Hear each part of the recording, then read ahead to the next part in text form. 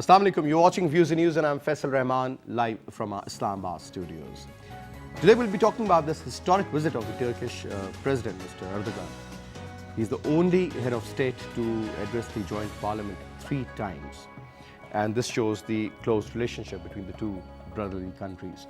Now, since today we'll be talking about in depth regarding the economics, regarding the imports and exports and the bilateral trade between the two countries. Unfortunately, despite the fact that these are so close historically, but when it comes to the economy or the trade between the two countries, it doesn't even exist to me.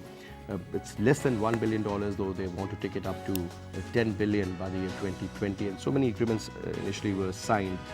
Primarily, we export rice and some surgical items as well as leather goods, but in return we do get some machinery, chemicals and otherwise. When you look at the size of the GDP of Turkey, that is almost 3 times the size of Pakistan. That is around 750 to 770 billion US dollars. When you talk about the per capita income, it's almost 8 times more than that of Pakistan. It's somewhere around 9,500 US dollars a year. You look at the overall structure when it comes to their economy, 48% is primarily based on services, whereas in terms of people who are engaged, 25% with the agriculture and almost a little more than that, around 25-26% with the industry. But when you look at the GDP, you'll see that their industry is really booming, and that is the reason they are among those emerging countries, despite the fact that is the 18th largest economy. But having said that, interestingly, they are really booming and blooming at the moment, and their tourism is also interestingly going really up, despite the fact there were a couple of mishaps. But one important factor before I introduce my guests, I would like you to also, well, right now, as you can see on the television, they are in the Azuri Bagh at the moment. The Turkish President, Mr. Erdogan, accompanied with the Prime Minister Mohammed Nawaz Sharif, as well as the Chief Minister of Punjab, Mr. Shehbaz Sharif, along with the other high-ups and the delegation, not only from Pakistan but also from. So he's going to inaugurate the Greater Iqbal Park there in Lahore. Mr. Erdogan is soon going to do that. As you can see, it's beautifully staged, nicely lit up. We all know that another historic perspective that which I really would like to mention here is that there's one road, that is Pak-Turk road in Pakistan. We also know that there's one that is called Jinnah Avenue in Turkey. So that also shows the strength. That's one more important statement by the Turkish President, Mr. Erdogan, when he said that Pakistan is a home far away from our home. So you can well imagine how close these ties are. But since we are talking about the economic perspective, this is what I've gathered, and I've just put that in front of you. But now there are a lot of areas which we really want to look into. For example, value addition, for example, construction, development of machinery. So these are the areas which the Turkish can really, actually they can really help us out and sort of give it a push. Interestingly, the overall exports of Turkey is interestingly towards China, not towards America. Their export is hardly 4.5% towards America, whereas when you talk about China, that's 12%. So they have done something good somewhere. We'll talk about that. We have with us on our right is Dr. Abid Hassan Saab, known economist, and has also served in the World Bank. So thank you very much. We have a dear friend here who is also accompanied by actually he's a part of the delegation which is visiting Pakistan, Mr. Hassan. He's a journalist from Turkey. Thank you very much and welcome to Pakistan, Hassan. I hope you are having a good time here so far. Really, so it really must be a very short trip, but this is first time for me, but all right. This is really good. We'll definitely talk about your experience here as well. And we have with us our dear friend Javed, Rana Saab, a senior journalist, needs no introduction. So thank you very much. First of all, Dr. Abid Hassan Saab, the way, if you look at the GDP of Turkey, 25% is with, in terms of that, maximum is with services, and then it is towards industry, and then it comes to the output regarding or the produce when you talk about the agro products. But when you talk about value addition, for example, food, fruit, manufacturing of juices, they've really mastered the art. Don't you think these are the areas to start with and get their expertise in Pakistan and have some value addition? We end up wasting around 50% of our produce. Excellent introduction to our relations with Turkey and the points you've just mentioned. I think it's if one rates our relationship with Turkey on a scale of 1 to 10, it's 10 when it comes to this whole brotherly relationship, people to people, how Pakistanis view Turks and how Turks view Pakistan. But in terms of economic relations, it's 1 out of 10. I totally agree with you. If you look at, let's say, Pakistan exports to Turkey, it's about $300 million. It's less than 2% of our exports. If you look at our exports into Turkey as a percentage of Turkey's total imports, it's less than 0.01%, right? I mean, like, it's nothing. It's nothing. So, I mean, and there are several reasons for it. I mean, I think it's a shame that the quality of relationship and the depth is not translated into a much stronger economic relationship. And part of the, I think, reason could be that there are many goods that we kind of compete with Turkey.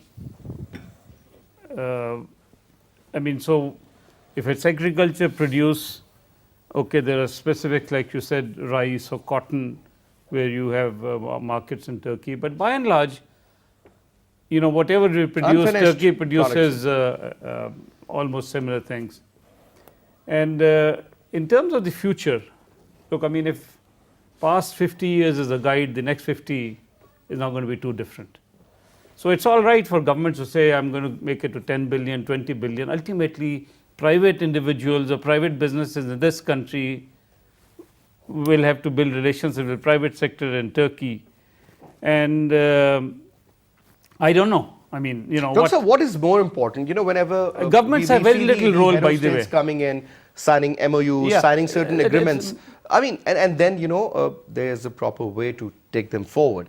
Now, unfortunately, what happens is like there are a lot of bureaucratic hurdles. But when it comes to the private sector, the private engagement, don't you think that could be one more effective area where you can really capitalize? There is nothing stopping far greater economic integration or economic relationship between Turkey and Pakistan. It's not like there are any hurdles in that sense. All these MOUs, to be honest, are meaningless when it comes to private businessmen. I mean, they might make some bureaucrats happy on both sides of in both countries. But as far as I can see, there's nothing stopping our industrial businesses and businessmen to, let's say, as you said, import machinery or build. And interestingly, we have an FTA joint ventures with Turkish firms in the agro processing. Yes. Right? There's nothing stopping them. We believe that we are so the question is, why are they not doing it? And I'm not sure it is absence of MOUs that is preventing economic relationship to prosper beyond $500 million. We need to be more vibrant, more engaging. So I'm not, as I said, maybe businessmen on either side, on either country, don't see much potential. That's as simple as that. But there's a lot of potential. That's the problem. You and I may think, the bureaucrats may think, but ultimately the businessmen have to have that. After all, that's when you go and you travel and you see the opportunities, invite their businessmen to Pakistan, let them see what sort of opportunities Remember, they can Pakistan avail in exports Pakistan. $24 billion of exports. Why is it that it's only $300 million to Turkey? By the way, another interesting statistics which is pretty telling is last year about 60,000 Pakistanis visited Turkey. And only a few thousand, 4,000 to 5,000 Turks visited Pakistan. And that is another area we need to be more relaxed on. Again, I mean, it's nothing is stopping. There are visa fee, right? Neither Turkey, neither Pakistan requires a visa. It needs to be engaged more now. So I think the important thing is it's nice to create a hype, but one has to ground in reality what's happening. So if there's a problem, sir, we need to dig in and you know, you need to know what the problem is. Then, as they say that if you know your problem, half your problem is solved. So coming to you, first of all, tell us about your experience in Pakistan. Is that the first time that you're visiting? This is my first trip to Okay. Pakistan, and I saw great hospitality here. Okay. When we arrived the airport and took by a taxi, and Islamabad streets, all everywhere, Turkish flags and Pakistan flags, our President Erdogan's photographs. This is really exciting. This is a good welcome to us. Also, Mr. Erdogan's visit, very historical visit. Turkey and Pakistan have good relationship in so many years. In history, our war of independence from today to today. At least, our country, they attempt to coup attempt. Yeah. Failed coup Yeah. attempt. Failed coup. And Pakistan stand by Turkey and Turkish people. This is so important for us.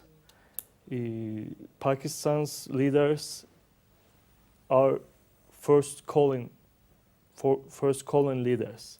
This is so important for us because you know, Turkey in we are return so has always close. supported Pakistan, whether you talk about the Kashmir cause, you talk about so many other issues. I mean, even this time, the Turkish president, I mean, he means business. He's a straightforward man, and the people of Pakistan really like him, really love him. And Yes. it's not only that the government is very keen to receive him, I think it's the entire nation. Whenever the Turkish premier, whether the prime minister or the president or any other person comes to Pakistan, yes, we do understand. I was telling one of my friend the other day that the difference between Turkish and Pakistan could be just one, and he said, what? I said that we have a similar flag, only the color is different. Yes. That is it. So that tells That's a lot. good. So otherwise, when you talk about now the trade relations between the two countries, since you live there, normally you see a lot of people from various other countries. I mean, I'm starting from the basic vending up to $1 billion business. How many Pakistanis are there, and what sort of businesses do they have, and what sort of opportunities do you think we can avail in Turkey for that matter? Today, President Erdogan with you a lot of businessmen from Turkey, Okay. and Pakistan Prime Minister Nawaz Sharif and Mr. Erdogan had a meeting with businessmen. There are a lot of opportunities for Turkish and Pakistani businessmen in Turkey, in Pakistan, and the other countries. If they do together some business, it will be very success. Defense industry, health, agriculture. There are so many opportunities, but they have to work together. This trips aims like this. President Erdogan's want to make so many jobs with Pakistan. This is the aims to this They've trip. been into the infrastructure development, and they've constructed a couple of roads. Initially, that motorway part, this side towards Peshawar, they were part of that also. But and we import a lot of machinery, a lot of construction equipment as well. Now, moving on to you, Rana, sir. First of all, sir, give us a background of this historic visit and the important points and the features which you think are supposed to be highlighted. I think when you talk of Turkish journalists, when you talk of Turkish politicians, their officials, and the common people on the streets, I think what President Tayyip Erdogan has said as he's been saying time and again, that has trickled down onto the common Turkish people. And that is that Pakistan was the first country who made it a point that when there was a failed coup attempt, they condemned it and they extended their support. And this is extremely important. You see, there have been state-to-state relationship between Pakistan and Turkey. But we have seen that during last couple of months, now there is another element, and that element of democracy, that element is of constitutionalism. There is a greater convergence of interest. Now, part of the reason that President Tayyip Erdogan is here, when Pakistan's delegation went to Turkey and they on the behalf of people of Pakistan, they said that we congratulate you on successfully failing this coup attempt. And then President Tayyip Erdogan said that I'll come to Pakistan specially to give them a message that I'm very grateful to them for extending a helping hand at a very critical time. We have to see that on July 15, it was a terrible night. And more than 260 people got killed. More than 250 people were killed. And that was an extraordinary, horrible picture that was portrayed by those coup makers. And now there is also connection linked with Pakistan, and that is the Fatehullah Gulen network. And Pakistan has, I think, so those schools have been shut down. Schools have not been shut down because this is the education system which cannot be disrupted. Pakistan they were run by those. That was run by the Fatehullah Gulen organization. And basically, more than 100,000 officials, employees of different organizations, particularly from the education department in Turkey, they have been suspended or their services have been terminated. Reason being is this was kind of a group which was, according to what we are hearing from the Turkey, they were brainwashing people. Okay. With the kind of the education system where they had set up a parallel state within the Turkey. They had their people in judiciary, they had their people in military, in police, and everywhere in media. There have been a lot of criticism against President Tayyip Erdogan, but nonetheless, we have to see objectively what conditions were prevailing there. President found that there were a lot of scandals against him, and behind those scandals, it was Fatehullah Gulen, which now Ankara suspects that he has been backed by the Americans. I mean, they have made it public. The president in his famous speech asked the American government to hand that person over to the Turkish government. Now with Pakistani context, because Turkey and Pakistan, unfortunately, have been victim of successive military coups. You know, Rana Saab, I'll tell you a very interesting story. Turkey is a beautiful place, no doubt. And when you look at their tourism, look at their export of manpower, and then you look at the kind of remittances they're getting from not only from Russia but otherwise, look at the amount of money people come and spend. Only Russians spend about 10 billion US dollars every year. Germans, people from the Middle East go there, and people from the Far East, people from the Central Asian side, I mean, especially from Pakistan. Now, the interesting part is that certainly there were a couple of bomb blasts, and the image came out that, and obviously people stopped going there. There were a couple of tensions. And then the president of Turkey was smart enough, and he immediately picked up the problem, and he had a solution. He went to Russia, obviously because most of your energy is coming from Russia, that tourism stopped, then you talk about remittances, there were so many issues. But now, sir, we always follow the Turkish model, right, sir? The Turkish economic model. Do you think we can fit in that Turkish model in our system? And we're talking about 2016, sir. This kind of manpower, the demographics, the economy, the challenges, the opportunities. There's so many angles to it.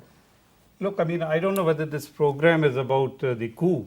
I mean, this whole thing. Went off to coup, but apologies about Mr. Erdogan. I mean, I hope we can also talk about the muzzling of opposition and putting hundreds of thousands of people in jail.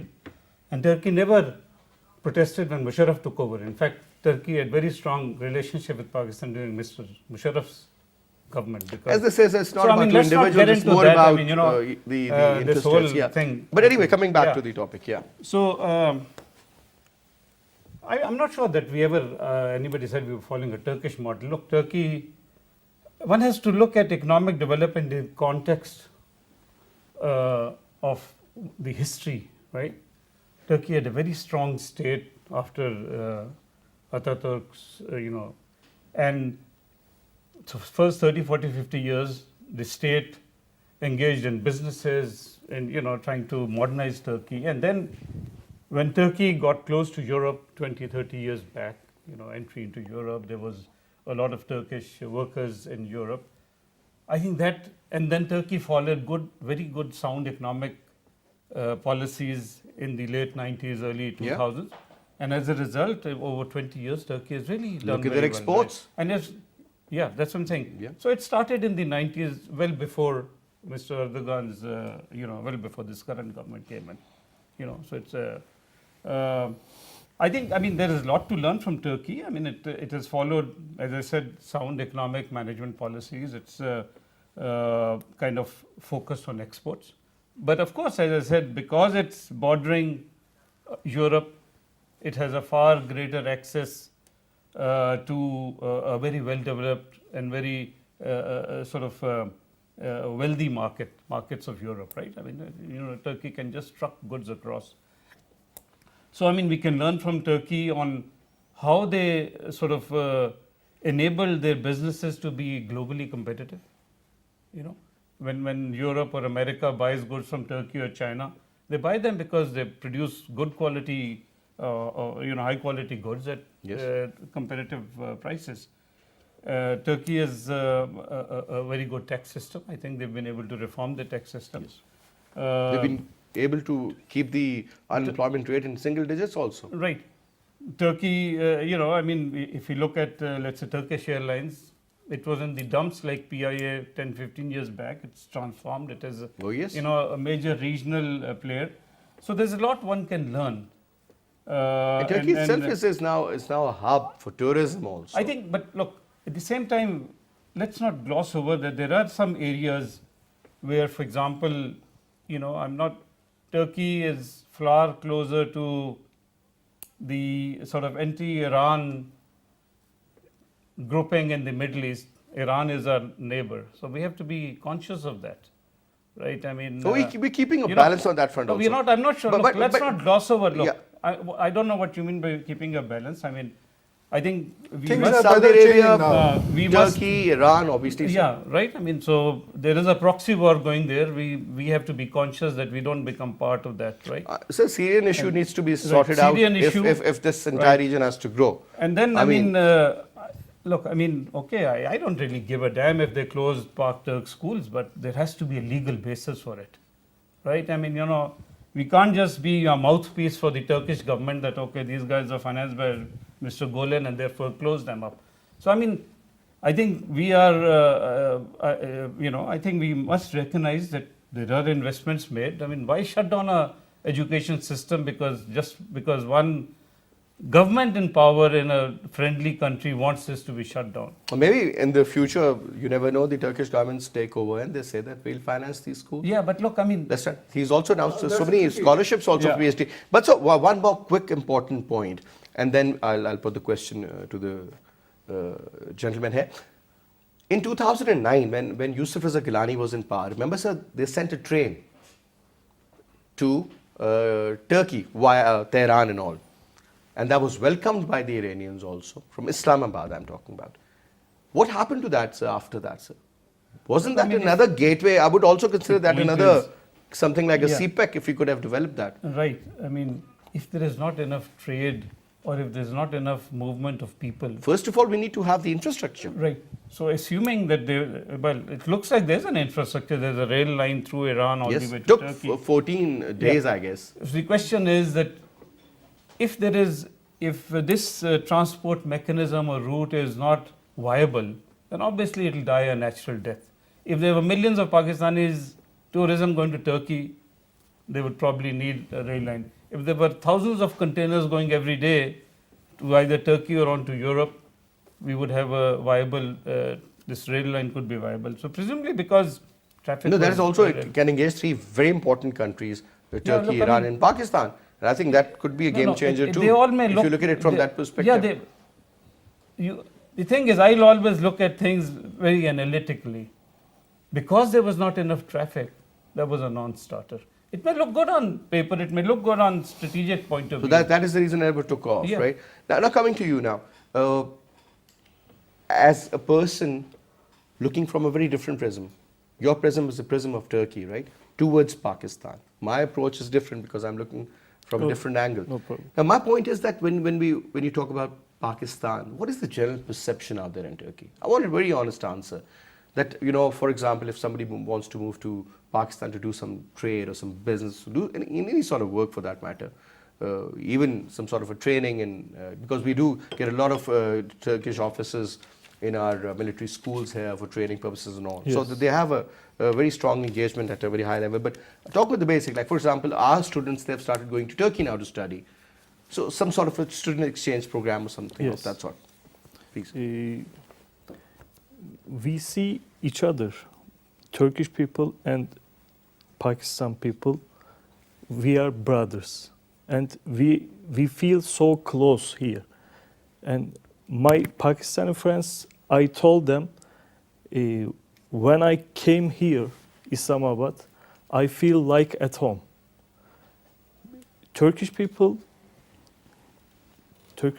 eyes in Pakistan, what they do, and so many students come to Turkey to good education, and also some military students come to Turkey for education, and I think we have to improve this relationship, especially education, economic, and of course political.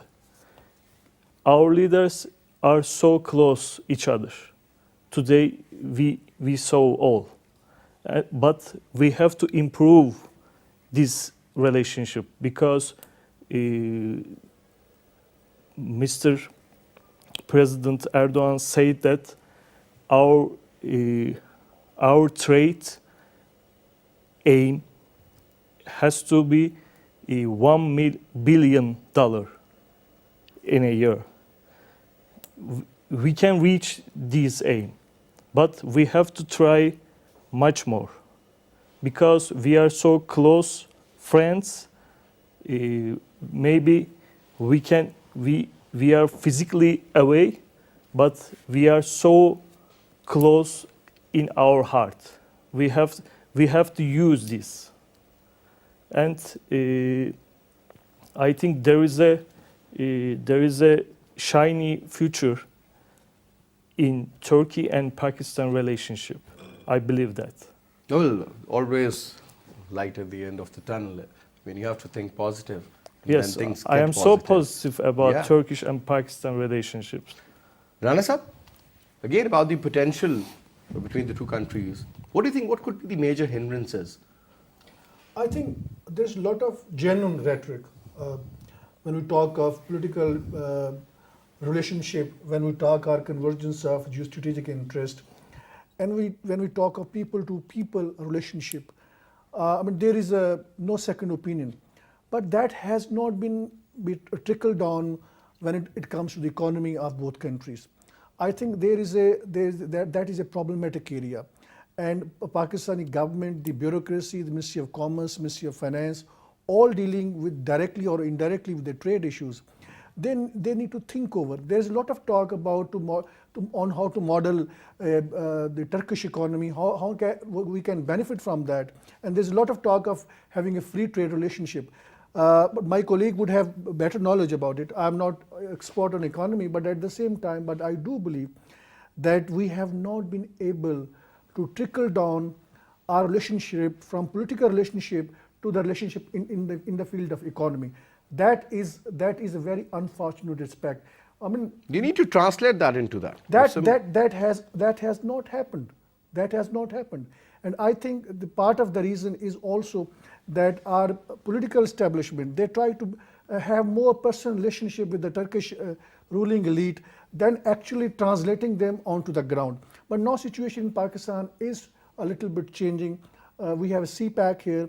We've been inviting different countries. We've been inviting Iran. Certainly this is the same potential goes for the Turkey. And President Tayyip Erdogan did indicate Now Pakistan is a country which is becoming far more business friendly. There are so many opportunity for the foreign investment, and I think we must avail from that opportunity. What sort of opportunity? I think this CPEC is a game changer, and there have been a lot of talk about linking it with the Central Asian states. There have been a lot of conspiracy theories we have about how regional countries don't. So I can chalk out a brilliant idea on this piece of paper. There are 10,000 brilliant but ideas. if I don't work on it, I mean, it's useless. The It's a piece of point paper. is, we are not putting those ideas into action. What is the That's point? exactly what my point was.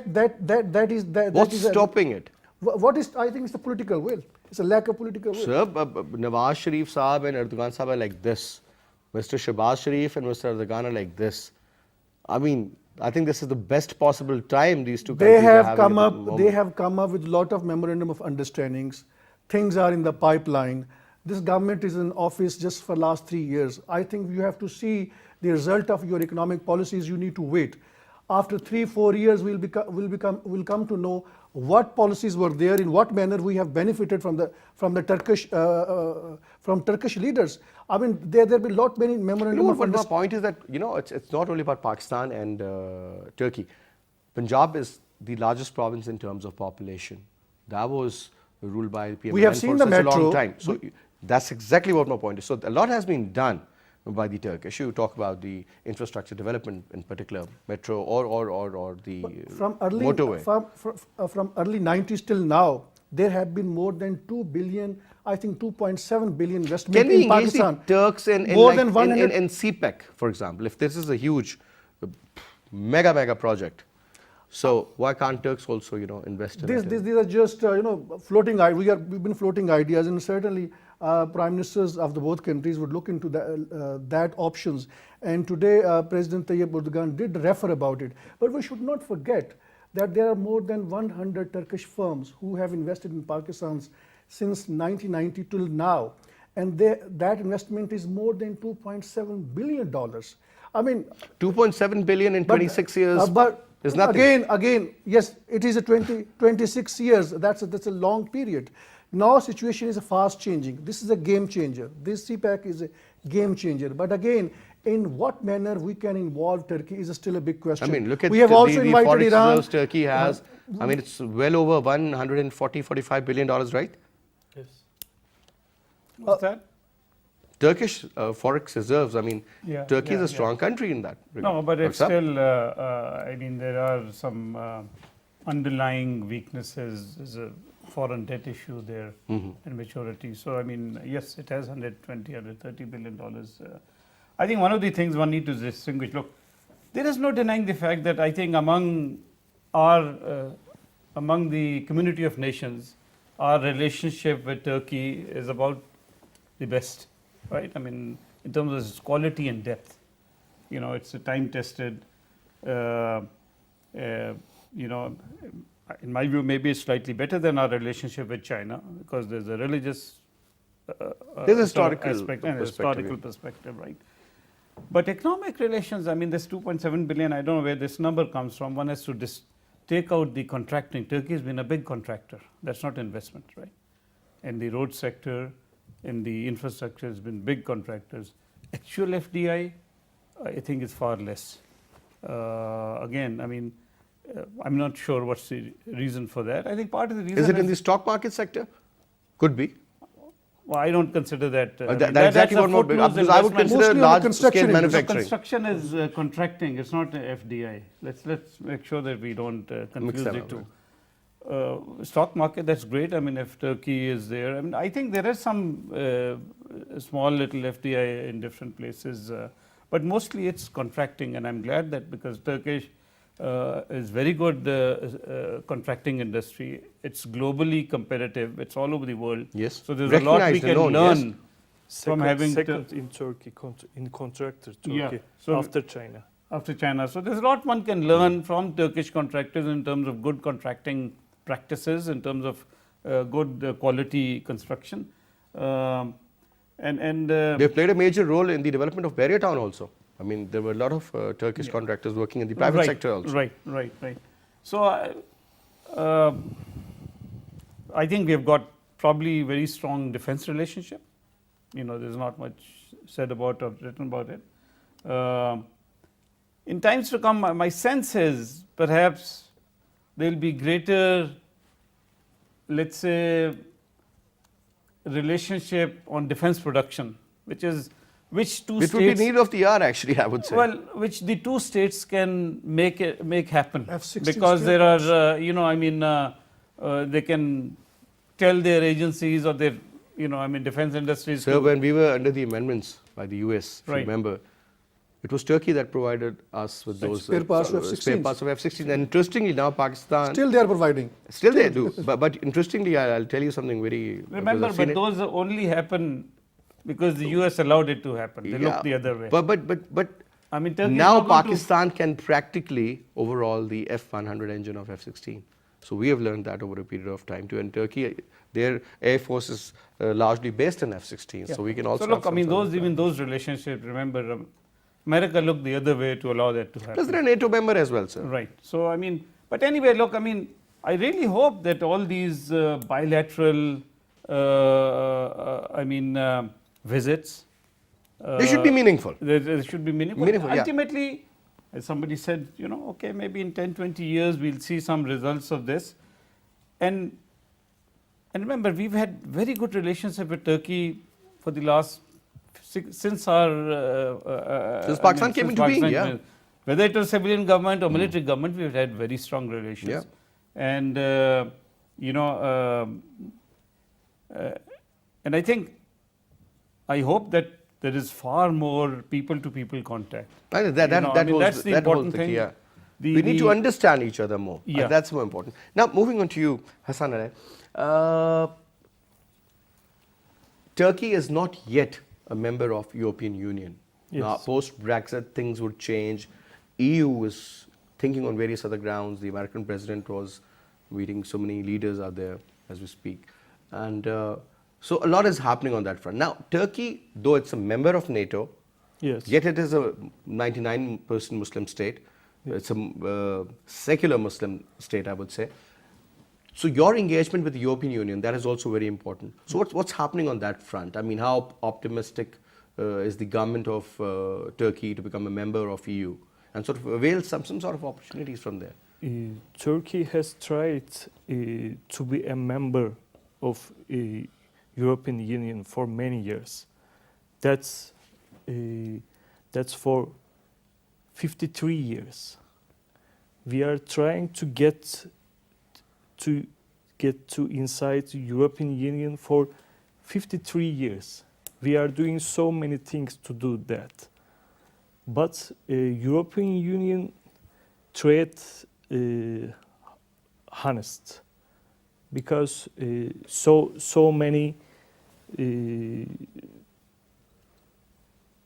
so many hard things to the Turkey. I think they don't want Turkey is a European Union membership because of this. It is as hard as making the Indian Hill Kashmir a part of Pakistan. I think They have given up, but I think they are I giving up think, the bid. look, Turkey, if you're a full member, what do you have?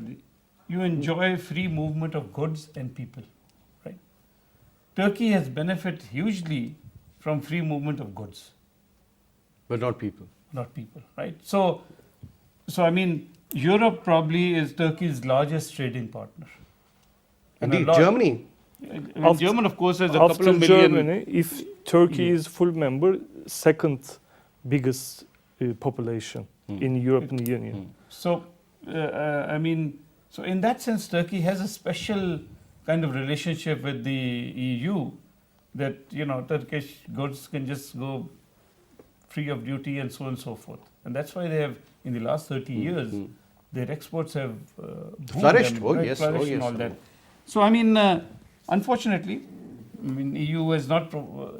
But still, they need to tap a lot of other markets. I mean, I was looking at that pie in which like 20% of the exports were going to China. I was surprised like China is getting 12% of the overall export from Turkey. So I'm sure they're good at something.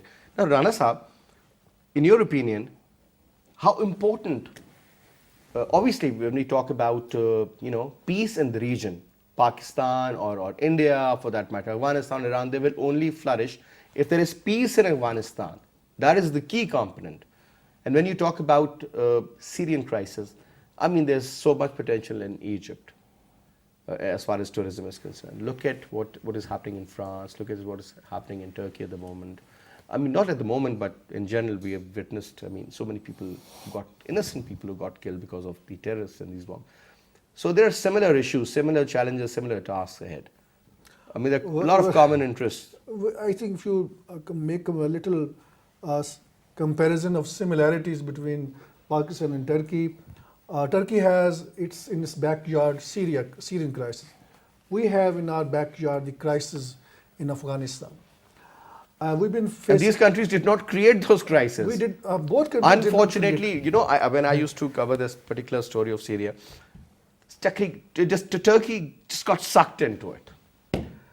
And the worst part, I mean, I don't know. Millions of refugees from Syria. They are inside. They're the largest host, by the way. The largest host.